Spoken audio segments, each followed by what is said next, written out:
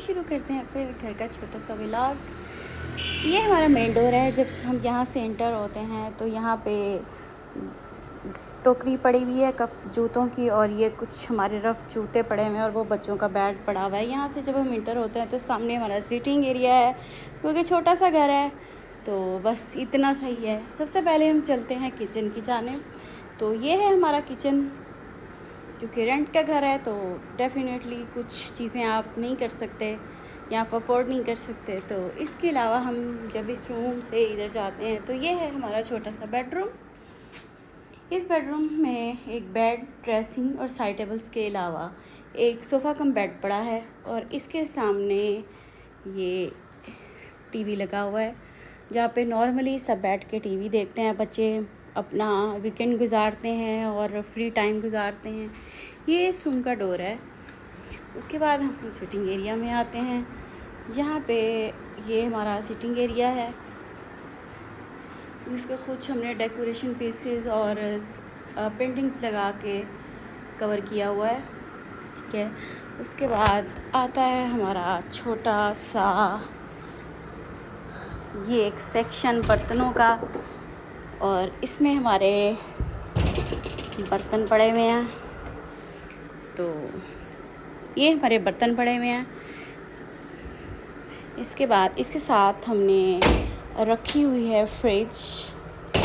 तो ये हमारी फ्रिज है। फ्रिज को हमने इन सोफ़ों के साथ मैच किया था। मुझे ब्राइट्स कलर पसंद है तो इसलिए ब्राइट्स कलर मैं पहनती हूँ, और लेती भी मैं हमेशा चीज़ों में ब्राइट्स कलर हूँ। मुझे ब्राइट कलर अट्रैक्ट करते हैं, लेकिन मुझे अंधेरा पसंद है। तो ये है सिटिंग एरिया के सामने वाली दीवार, जिसको हमने कुछ सिंधी स्टाइल में और कुछ ऐसी चीज़ों से कवर किया हुआ है। तो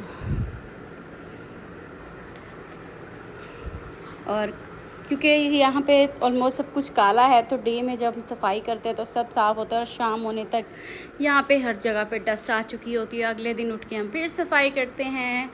तो इस वक्त हो गए हैं शाम के 7:10, 5 मिनट, और मेरे बच्चे आने वाले हैं ट्यूशन से। तो अब हम चलते हैं बच्चों के बेडरूम की तरफ। ये है बच्चों का बेडरूम। तो यहाँ पे कुछ कार कबाड़ रखा है, बच्चों ने इसका मिरर तोड़ दिया है, तो उसके लिए माजरत है। यहाँ पे हमने एक साइड पे इसकी चारपाई भी खड़ी हुई की है। जब अम्मी आती हैं तो अम्मी के लिए उसको बिछाते हैं। और ये हमारा बेडरूम है बच्चों का। वो हमारे कुरान और सुपारे वगैरह रखे गए हैं, और वो कॉर्नर में एक गुलदान है, और इसके पीछे एक विंडो है जो गली में खुलती है हवा के लिए, और ये बाहर वॉशिंग एरिया में खुलती है। इसके बाद हम आ जाते हैं बाहर। तो ये सामने 2 डोर हैं, एक बेडरूम का और एक स्टोर रूम का। स्टोर रूम का विज़िट फिर किसी दिन सही। तो इसके बाद हम आ जाते हैं यहाँ। ये है एरिया वैनिटी का, जहाँ पे बच्चे स्कूल के लिए तैयार होते हैं। और लेकिन इसका फ़ायदा उठाते हुए मैंने अपना सारा मेकअप का सामान इधर सेट कर लिया है, और कुछ इस तरह का ये नज़र आता है। अभी इसके ऊपर लाइट्स भी लग चुकी हैं, लेकिन अभी उसका कनेक्शन नहीं है तो वो चलती नहीं है, लेकिन सून उसका कनेक्शन हो जाएगा तो हम अपना बार स्ट्रेटिंग और कलर और मेकअप वगैरह यहीं क्या करेंगे।